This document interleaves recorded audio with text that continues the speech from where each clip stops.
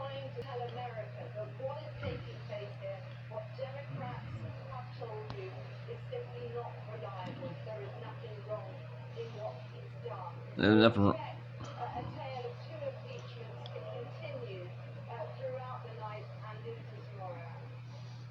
Cordelia, give us a sense, if you can, of the sense of history about this and the mood, so that many of the female Democrats have decided to wear dark colours, including the Speaker, Nancy Pelosi, to give a sense.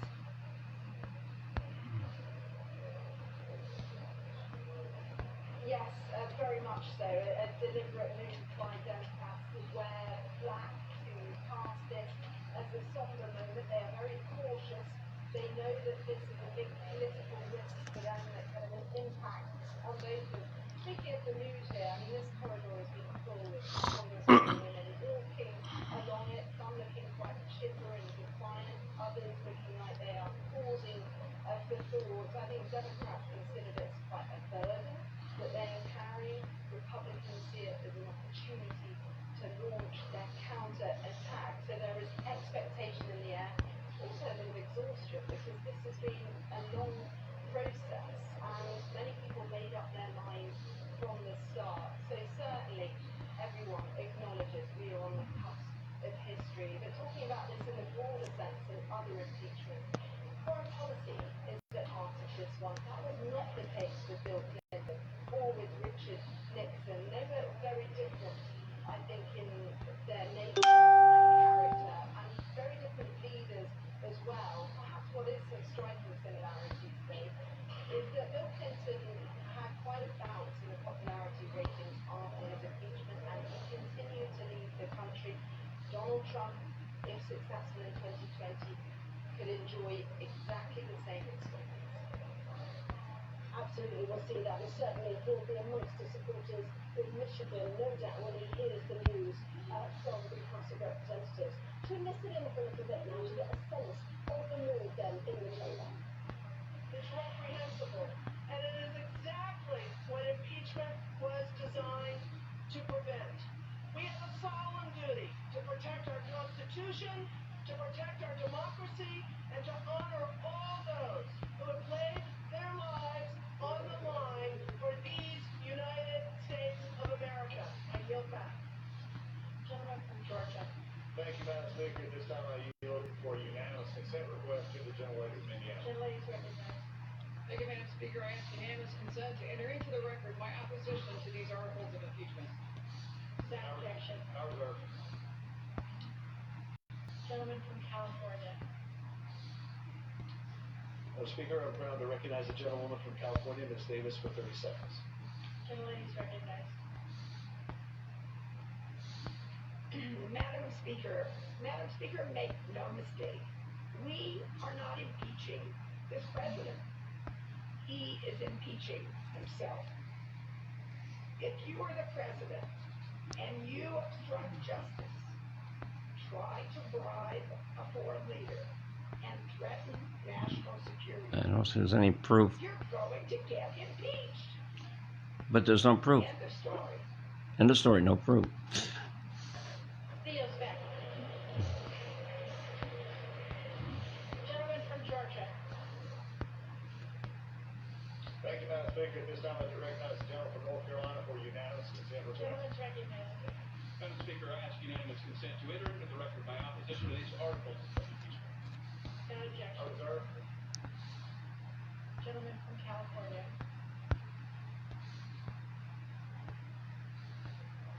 Madam Speaker, I'm proud to recognize the gentlewoman from New Mexico, Ms. Holland, for 1 minute. Gentleman's recognized for 1 minute. Madam Speaker, I stand before you as a representative of New Mexico, a place where we believe in dignity and respect for all. In Congress, I've been fighting for them. We've been working to make healthcare more affordable, education accessible, and move our country forward for the people. But today, this president has forced us into a serious debate. We're talking about a president who used the power of the presidency for his own political gain. Like a bum? Risking our national security and putting the integrity of the next election at risk. It's a sad day when a president shows complete disrespect for Congress as a co-equal branch of government and for the American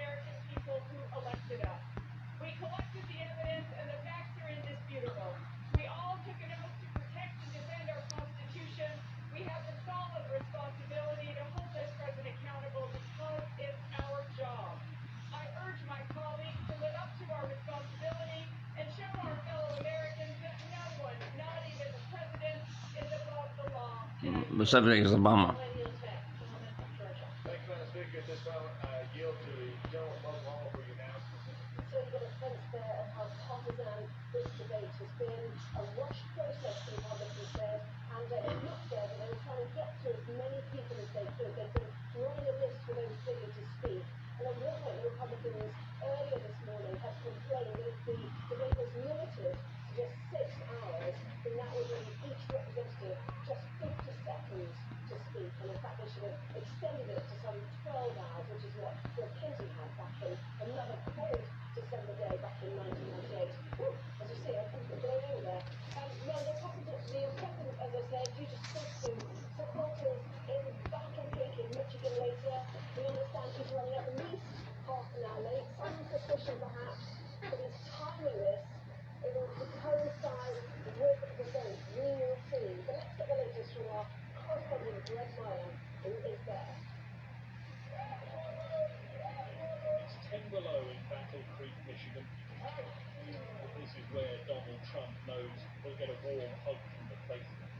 Some of them have been camped out for 2 nights in front of the queue, sheltering from the cold in a car park to show their president that impeachment doesn't change a thing for them. It's going to make it so I mean, they really, have done a big mistake in trying to impeach this president. Half our population is delusional. He's done nothing wrong. This impeachment's just sorry. So we're all here to have his back. To show him that we're here for him and he's here for us. And I don't mind 10 hours of cold just to be here to give him our support. He hasn't broken the law. They want him to because they desperately want him out of office.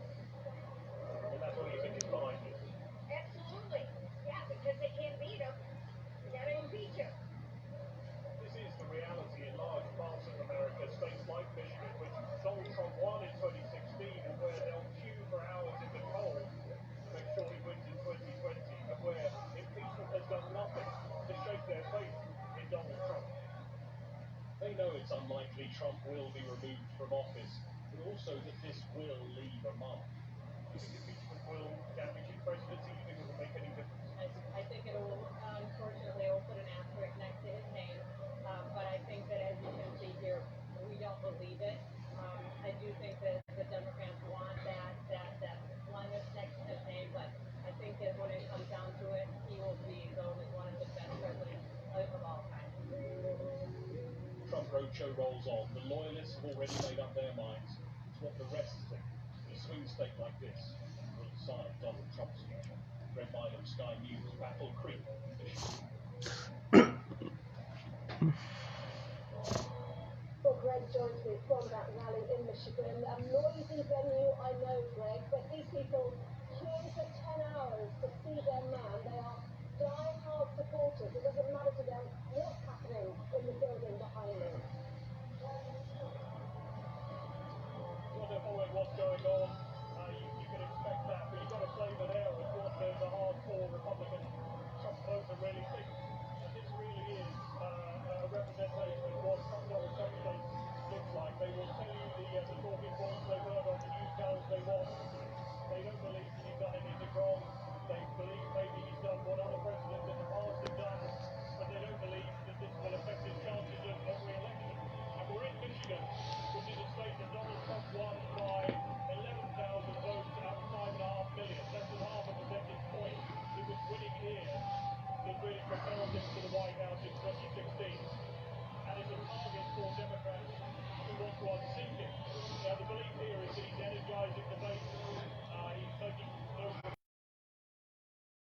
next year. The question, of course, is what do the other people of Michigan make of all this? The opinion polls show that about 50% don't agree with the impeachment process. They show that Donald Trump will beat most of the Democrats who are currently in the running to face him. So that is encouraging for him. But we saw last time how close it can be here. And in Pennsylvania and Wisconsin, those other Rust Belt states where this election will be decided, they are watching closely what's going on in Washington. And even some here admit this has damaged him. There will be, as that woman said, an asterisk next to his name as a presidency that has been devalued in some way.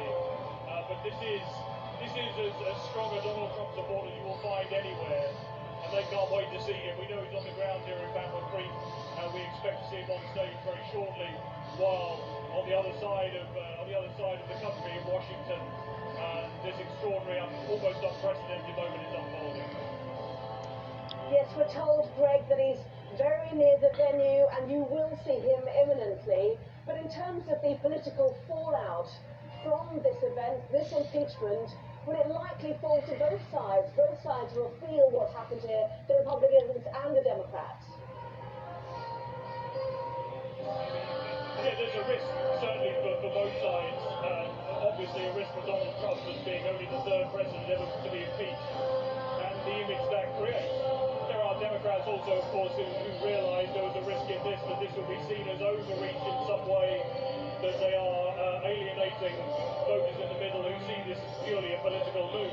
What, of course, Democrats say, and there are people here who will say that, is that they had to do this. They saw the grounds for impeachment and therefore felt they had to move forward with it, irrespective of the politics. And the opinion polls shift, and remember back in 2016, none of the opinion polls, or very few of them, predicted that Donald Trump would win the election to start with.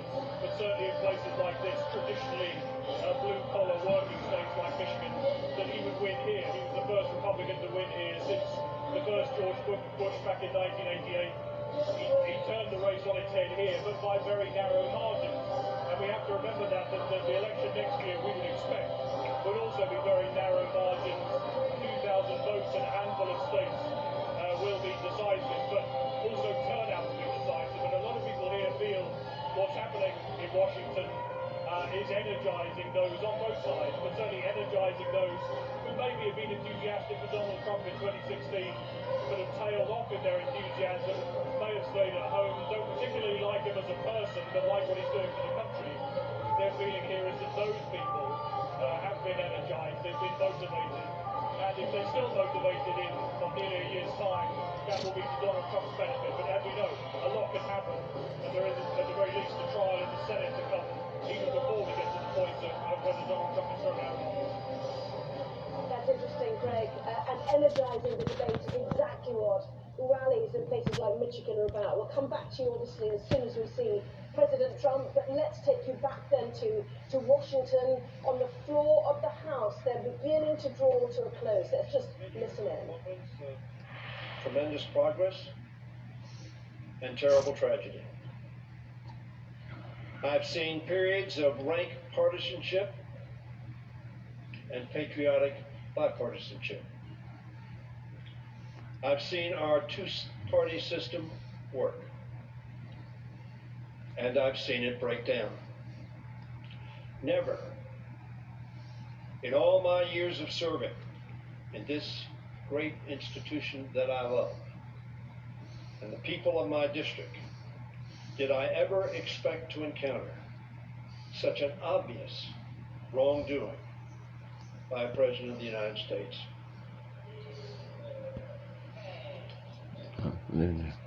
Where was it when Obama was president? Nor did I expect to witness such a craven rationalization of presidential actions, but should put our national security at risk, undermine the integrity of our elections, and define the constitutional authority of the Congress to conduct oversight.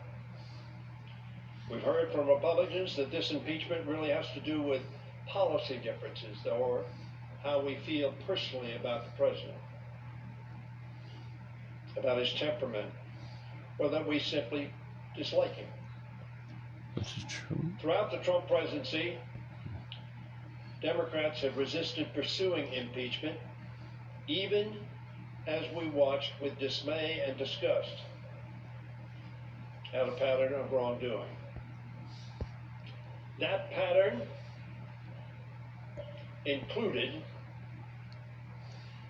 ordering federal agencies to lie to the public, firing the FBI director for refusing to end investigations of his campaign, siding with Vladimir Putin against our intelligence agencies, We'll keep an eye on that debate, certainly, and go back to our correspondent Cordelia Lynch in just a moment. But I want to introduce our guest for this historic moment, Elaine Kmar, Senior Fellow at the Brookings Institute. Do you get a sense of history? We're just across, aren't we, from the Capitol building. Do you feel the sense of history, as those of us who can remember 1998 when this happened for Bill Clinton? I can remember 1998. I can also remember 1974. So that sort of ages me. Yes, absolutely. This does not happen very often. And it happens when something strikes to the heart of the constitutional system. And that's what we seem to have here. You know, we don't impeach because you disagree with the health care proposal. You don't impeach even if you disagree with foreign policy. Okay, you impeach when you feel that the president has stepped over that line. No, they wanted to impeach him in the beginning before they even had anything. They made it up. He didn't before they were by becoming president. Shortly, but let me get a thought quickly from our correspondent Cordelia Lynch, who's standing by. And of course, we know that Nancy Pelosi will try to speak after the vote. She'll be battling the airwaves against Mr. Trump, who no doubt will come out fighting after the impeachment vote itself, Cordelia.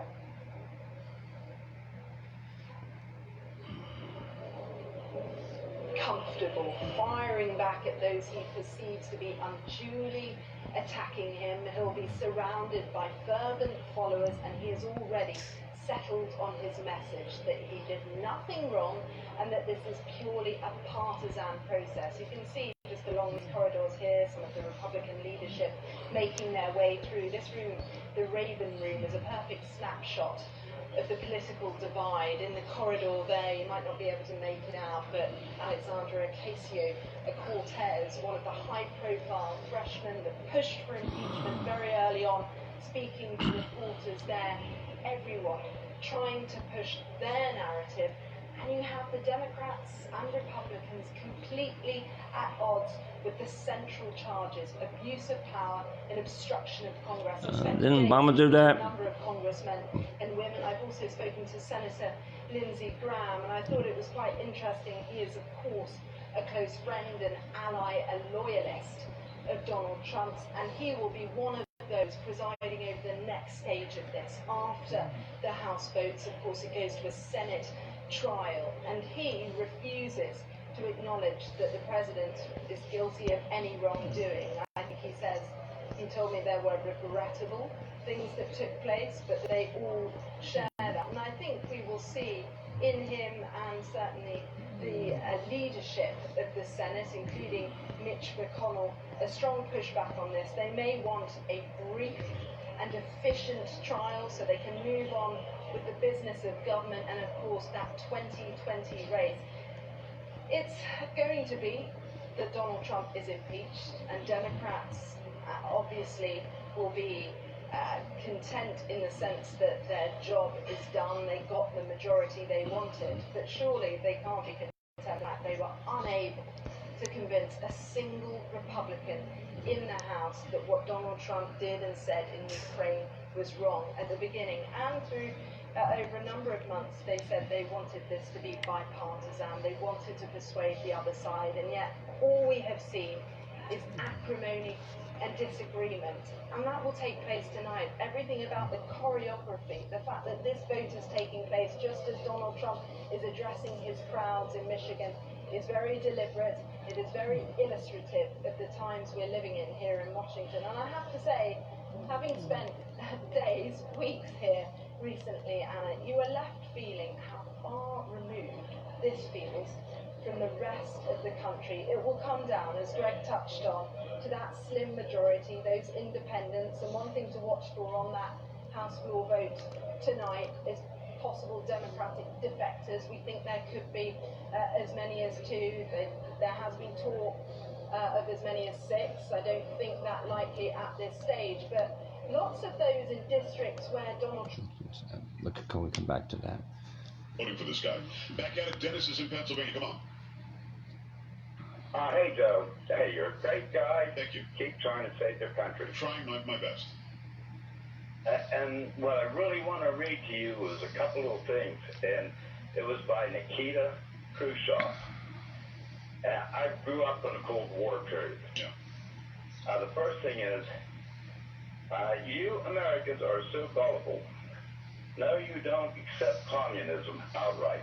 But, well, keep feeding you small doses of socialism until you finally wake up and find you already have communism. Then it says, too, we won't have to fight you. We'll so weaken your economy until you're fall like a ripe fruit into our hands.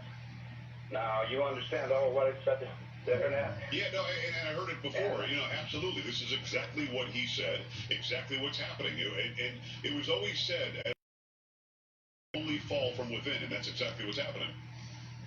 Yeah. Oh, well, this is Nikita Khrushchev, enemy. No, I know who it was. Yeah, he was the leader of the USSR, right? Now, you think about how the country has gone and the socialism side of it. And they are doing anything they can, which is unbelievable, to destroy Trump. And I think that's insane. I agree. But Trump is doing his best to keep the economy going, and he is doing the best to run everything right. And there should be a lot more people standing behind them, and they should read stuff like this. Because you see who the socialist is and who's on one side. Yeah. And Trump's over on the other side. Well, that's being hidden. It's being hidden from most of America. Most of America don't know what Nikita Khrushchev said. Yeah. They don't know. Most of America doesn't know that the Soviet Union has been trying to pull this off for a long time. Communism has been trying to pull this off for a long time.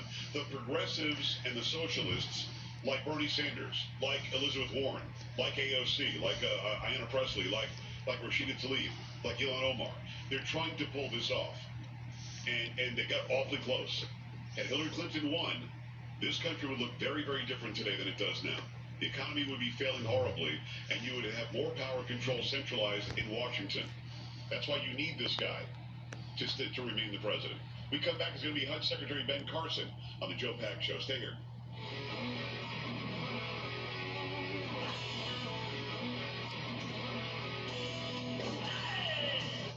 What's going on in your family? Investigation.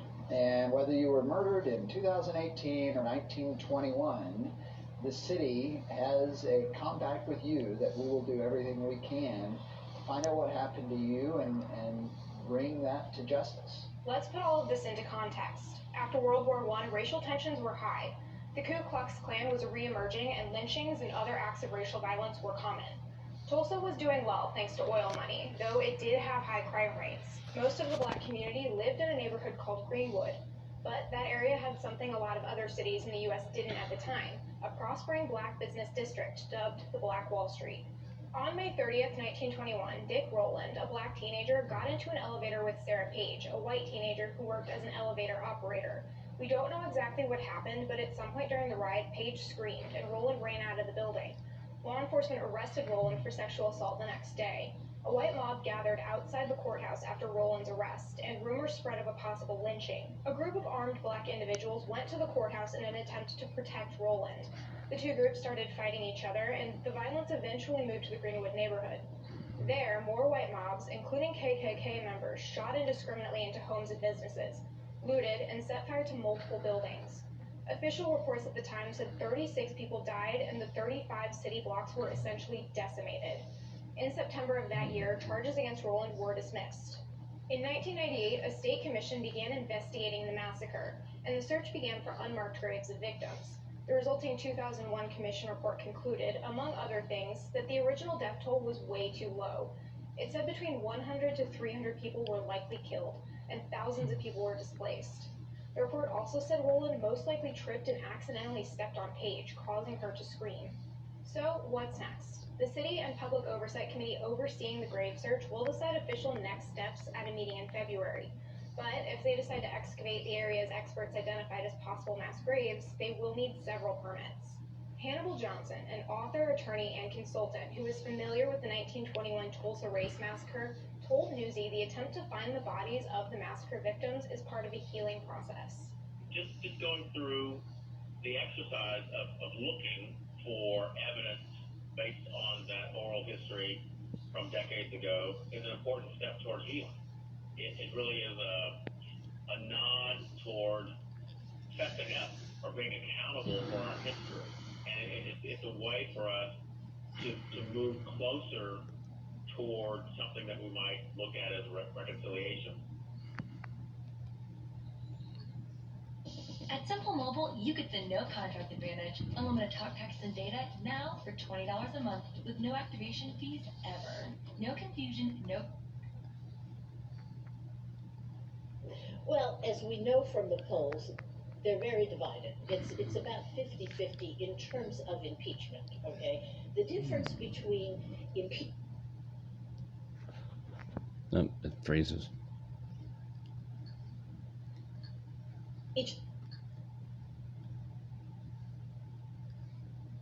7,000 votes in Detroit alone. So all the Democrats have to do is get their African American turnout up, and they will win the state. And the good news there for the Democrats is that in 2018, they got a Democratic governor and they picked up Democratic House seats. So they're in pretty good shape in Michigan, even though the president is there tonight. I mean, that's why he's there tonight, is he needs to fight for that state again. Absolutely. It's going to be fascinating, isn't it, the run Yes. into 2020. Ellen came up for the moment. Thank you very much indeed. Let's return then, shall we, to the floor of the House and listen in to that debate. From the Civil War to the Cold War. In 1950, Margaret Chase Smith, the senator from Maine, a Republican, spoke bravely against the cancer of McCarthyism in her party, leading 6 of her Republican colleagues in a declaration of conscience against their own leadership. We are Republicans, they declared, but we are Americans first. In 1974, one congressman took the brave and principled step of becoming the first Republican on the Judiciary Committee to support impeaching President Nixon. He said to his colleagues and to the country, and I quote, "It isn't easy for me to align myself against the president to whom I gave my enthusiastic support, on whose side I've stood in many legislative battles, whose accomplishments in foreign and domestic affairs I've consistently applauded.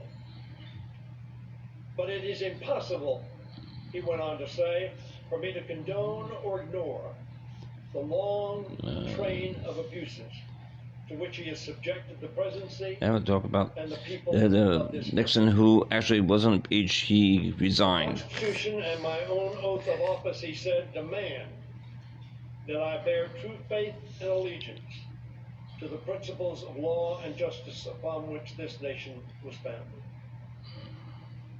And he concluded, and I cannot, in good conscience, turn away from the evidence of evil that is to me so clear and compelling. But why you did it with Obama? Obama did worse, Was Larry and then they turned it back. Sr. He represented the 5th District of Maryland, which I now represent. His son is presently the 2nd-term Republican governor of our state. When Larry Hogan Sr. died in 2017, every obituary led with praise for his act of political courage. Who among us, many years from now, will receive such praise as a man or woman of courage? Who will regret not having earned it?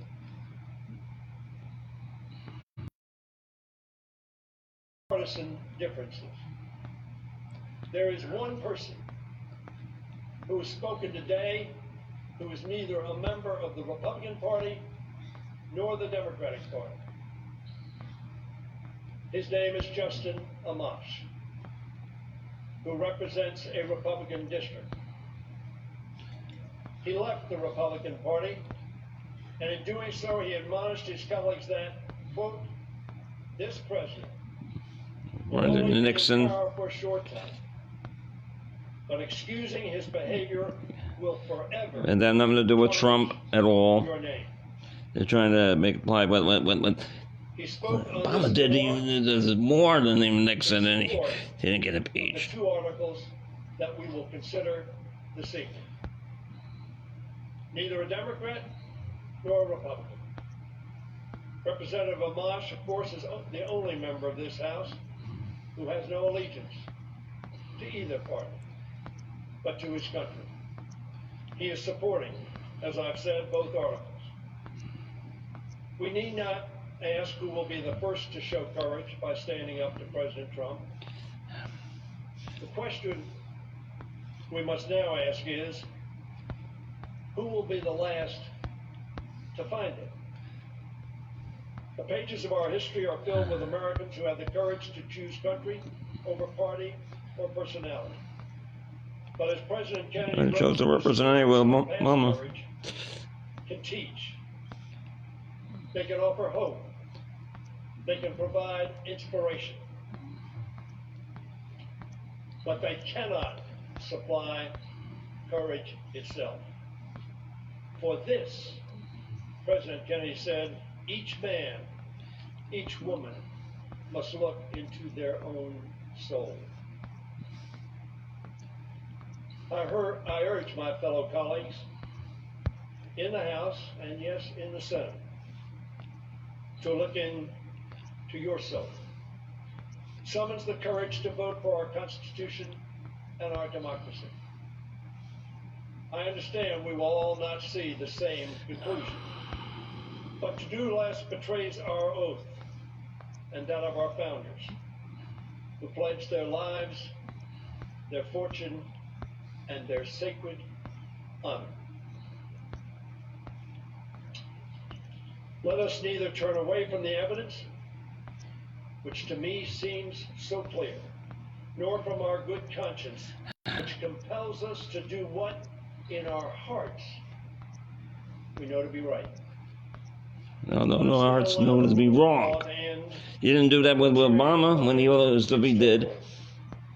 With our votes today, we can bear true faith and allegiance to the vision. Obama did 100 things that could be impeached. Show future generation. But the Democrats are not going to pursue it, and Republicans didn't want to go that direction.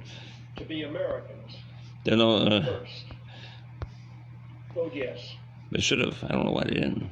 Gentleman yields back. Gentleman from Georgia.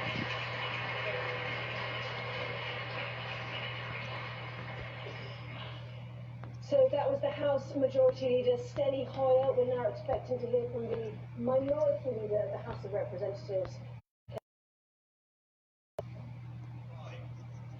And today, because of the clock,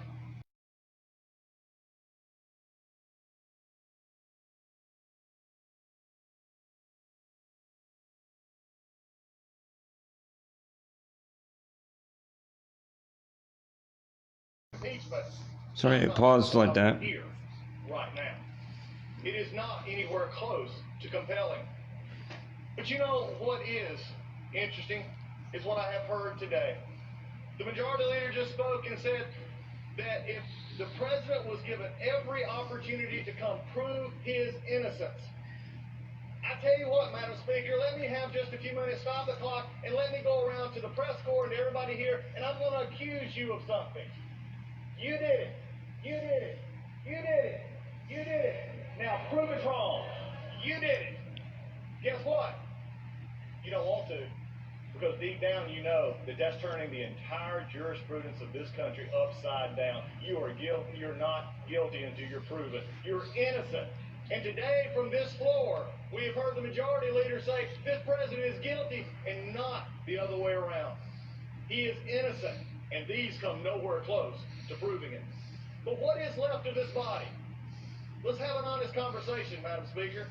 What we have found over the past few weeks is it is okay for the majority to tear down a foreign leader because they can't make their case. They've called him a liar, or weak, or worse, or as it was called in the committee, even looked like a battered wife. It is below the dignity of this body and this majority to tear down a foreign leader because they can't make their case against this one. We have broken rules in this House, even to this moment. Chairmanship and the others have broken Resolution 660 by not turning over the things that they should be turning over. I still have not got a transcript. We still don't know what got in the White House. Still has not got their stuff. I guess minority hearing rule days don't matter either. You see, there is a problem here, because we're going to vote this tonight while breaking the rules. What a shameful incident. But we also found a creative interpretation of minority rights. We saw the rise of partisanship because of things that have been done even further. And we've even seen members smeared in reports by drive-by political hacks when they match numbers of the majority or the ranking member and the members of the press. That ought to concern every one of you as much as it concerns every one of us. Nothing but a drive-by hit. But you know something? This majority leader also just said, wherever law ends, tyranny begins. But I will say this, in this House, wherever the rules are disregarded, chaos and mob rule actually began, and the majority has taken that to a new level. It has been said today, where is bravery? I'll tell you where bravery is found and courage is found. It's found in this minority who has lived through the last year of nothing but rules being broken, people being put down, questions not being answered, and this majority saying, be damned with anything else, we're going to impeach and do whatever we want to do. Why? Because we won an election. I guarantee you, one day you'll be back in the minority, and it ain't going to be that fun. Because when you look at it, when you actually trash the rules of this House, you want to really look at what did you gain at the end by trashing the institution you claim to love. That's the things we found out so far. But you know, they're really careful of saying, oh, you want to deal with process and process. As I said last night in the Rules Committee, where they won't listen, I'll win on process and I will win on facts because we have the truth on our side. Let me remind you that here's what the process actually says. There was no pressure. Look at the call. President Zelensky, President Trump, no pressure. There was no conditionality. There was nothing done to get the aid, and the aid actually came. 5 meetings. But when you look at it right now, none of which matter, because right now the dark cloud is descending upon this House. And I am fearful, Madam Speaker. When I look out in that abyss, I don't know what I see, but I tell you what I do see. I see coming off a president who will put his head down even through this sham impeachment, and he will do his job. He will put the American people first. He will tell them that I care about you.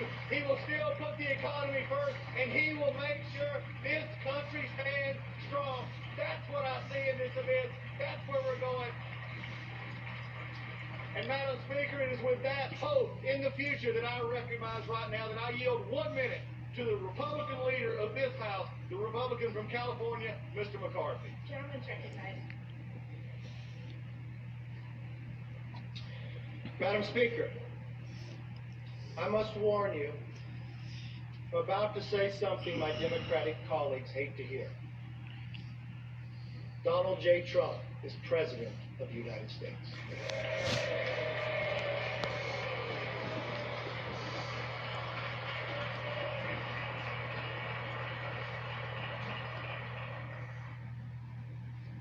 He is president today, he'll be president tomorrow, and he will be president when this impeachment is over.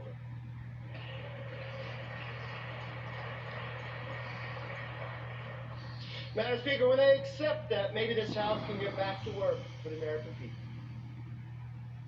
Now tonight I rise, not as the leader of the opposition to this impeachment, or as the elected representative from the Central Valley of California. I rise as Kevin McCarthy, citizen, no better, no worse than the 4,435 representatives that are in this chamber, or the 330 million Americans watching this institution make what I believe to be one of the worst decisions we have ever made. It doesn't matter whether you're a Democrat or a Republican, whether you're liberal or you're conservative, whether you're the first generation or the 10th, at our core, we are all American, all of us. We choose our future. We choose what kind of nation we want to be. Here is our choice tonight. Will we let impeachment become an exercise of raw political power, regardless if it damages our country? Or will we protect the proper grounds and process for impeachment now and in the future?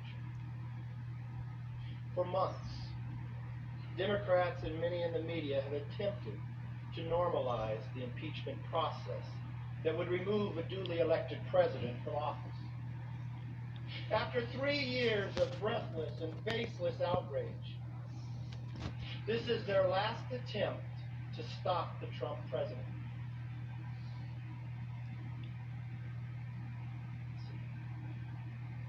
Madam Speaker, Speaker Pelosi even recently admitted that Democrats have been working on this impeachment for 2.5 years. Those were her words, they were not mine. Because they lost to him in 2016, they'll do anything or say anything to stop him in 2020. That's not America. That's not how democratic republics behave. Elections matter. Voters matter. And in 11 months, the people's voice will be heard again. Impeachment is the most consequential decision Congress can make other than sending our men and women into war. Yet 85 days ago, Speaker Pelosi chose to impeach the President of the United States. She wrote the script and created an artificial timeline to make the details fit. Why else are we doing this just hours before Christmas? If that's all it was, a rush to judgment, she could be forgiven. But before the Speaker saw one word or one shred of evidence, she moved to impeach. In the past, in this body, such a step demanded a vote from all of us from the start. But not only did she move to impeach before she gave this House and the hundreds of millions of people we represent a say in whether to pursue an impeachment inquiry, she threw out the bipartisan standards this House gave President Nixon and Clinton. That is why I immediately sent Speaker Pelosi a letter asking her to follow the rules of history, of tradition, and follow those standards that have served America well. What did she say? She rejected it. She rejected it because Democrats knew a fair process would crumble their case. A fair process would have exposed to the American public what many already knew. Democrats have wanted to impeach President Trump since the day he was elected. And nothing was going to get in their way, certainly not the truth. Madam Speaker, Chairman Schiff said he had evidence, more than circumstantial, of collusion. That was false. In January, when we all stood in this body, we stood up, we raised our hands, we swore that we'd uphold the Constitution.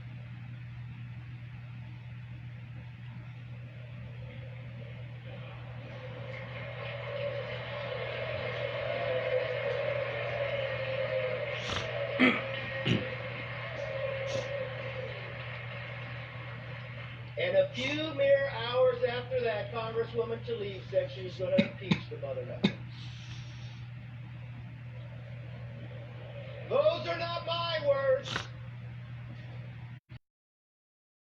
A year before taking the majority, Chairman Nadler campaigned to the Democrats that he wanted to be chairman of the Judiciary Committee where impeachment.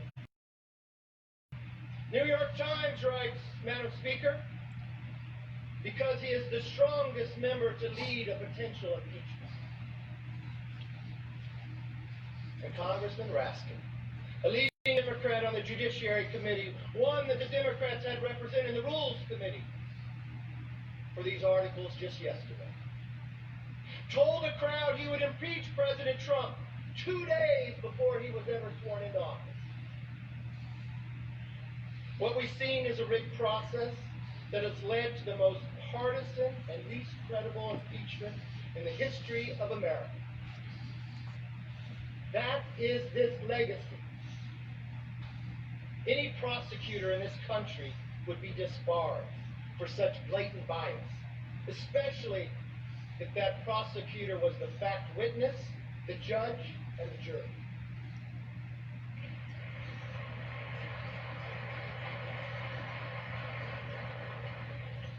Madam Speaker, Democrats haven't just failed on process, they've also failed on evidence. I've heard a lot of debate on this floor today, but I haven't heard one member of this body dispute this simple fact. President Trump provided lethal aid to Ukraine. It came before the call, it came after the call, and it continues to this day. President Trump provided Ukraine tank-busting bombs. The previous administration, they gave blankets. This is the truth. Meanwhile, the Democrats' case is based on second-hand opinions and hearsay. Simply put, there are no grounds for impeachment. As constitutional scholar Jonathan Turley, and I would challenge to say he's probably the most respected, and we all know it, a Democrat who did not vote for the president, said under oath,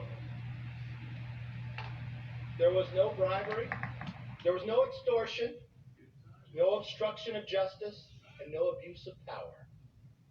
Based on the facts, based on the truth, based on the lack of evidence, Turley called this the fastest, thinnest, and weakest impeachment in the U.S. history. Such a definitive answer should be the end of all of this. But Speaker Pelosi is still moving forward with this impeachment, without evidence of facts, or truth, or public support. The Speaker says it is out of allegiance to our founders. On this, I agree. I agree, Speaker, we should listen to the founders. And if one does, it's very clear that this impeachment is unfounded and improper. In the Federalist Papers, Alexander Hamilton wrote, there would always be the greatest danger, that impeachment would be driven by partisan animosity instead of real demonstrations of innocence or guilt. That impeachment would be driven by partisan animosity instead of real demonstrations of innocence or guilt. James Madison, another author of the Federalist Papers, wrote, the danger of legislative abuse must lead to the same tyranny as is threatened by executive abuse. The founders did not want impeachment to be used for political or partisan battles.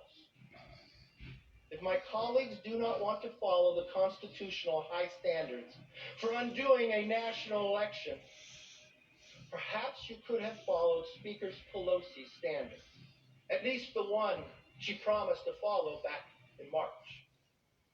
It was a very sensible standard. She says impeachment is so divisive that the evidence must be overwhelming, compelling, and bipartisan. Not one of those criteria have been met today. Based on the facts, based on the evidence, based on the truth, this impeachment even fails that Pelosi test. Those now who say removing President Trump would protect the integrity of our democracy have it backwards. By removing a duly elected president on empty articles of impeachment, Congress will erode the public trust in our system of government. I understand you dislike the president, his beliefs, the way he governs, and even the people who voted for him. How do I know this? Because you say so day in and day out. In 2016, they even dismissed his supporters. Remember calling us deplorables? Now they are trying to disqualify our voice before the 2020 election.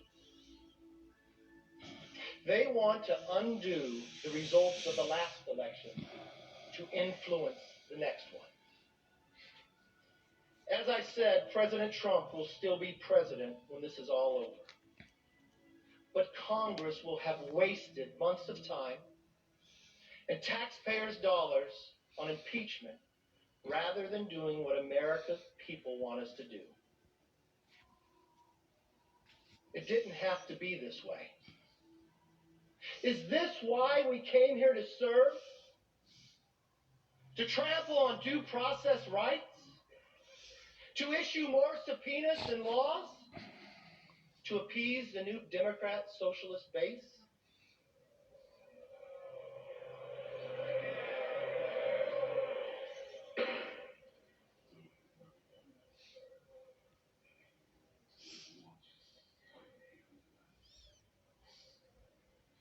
That is not leadership. That is raw political politics, and you know it. By refusing to acknowledge the truth or follow the facts, by substituting partisan animosity for real demonstration of innocence or guilt, and by continuing a 3-year effort to undermine the president, this impeachment has divided this nation without any concern for the repercussions.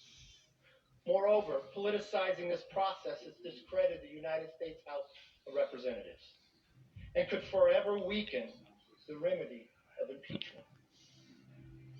To again quote Professor Turley, "It is the Democrats' rush to impeachment on these grounds with unfair procedures that is an abuse of power." History will write that. Madam Speaker, as I said at the beginning, we face a choice. Do you trust the wisdom of the people, or do you deny them a say in their government? Fortunately, the people will have the opportunity to speak up and render their verdict in 11 months to my fellow Americans. To my fellow Americans, if you approve of the way of this House has conducted their business, if you want to see your tax dollars go forward to endless investigations, support this impeachment. But if you want to restore a working Congress, like the previous Congress that listened to you and worked to bring the best economy in this country has ever seen,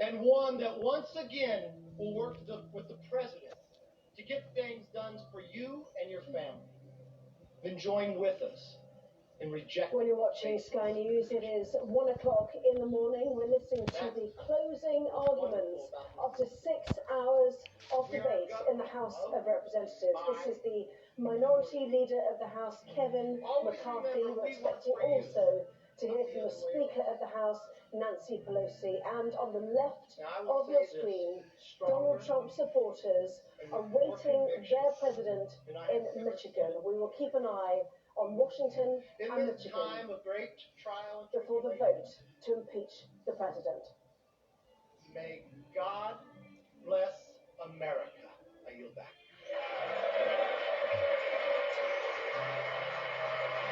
Speaker,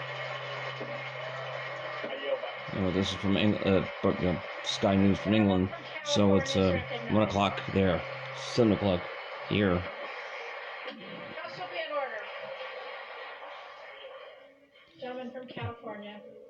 I think I'll end this. Let's keep going on and on. I'll end it now. If you can get the news, watch it. I'm getting a little tired. Just holding this phone. Good night. Charges Bye-bye. the President of the United States with abusing the power of his office by coercing an ally